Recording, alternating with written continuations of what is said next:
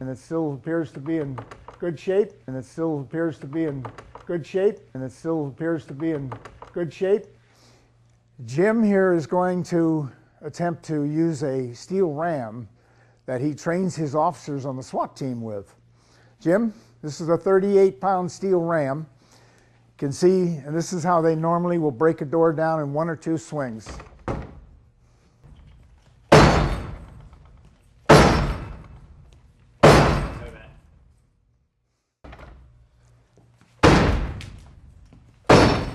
There we go.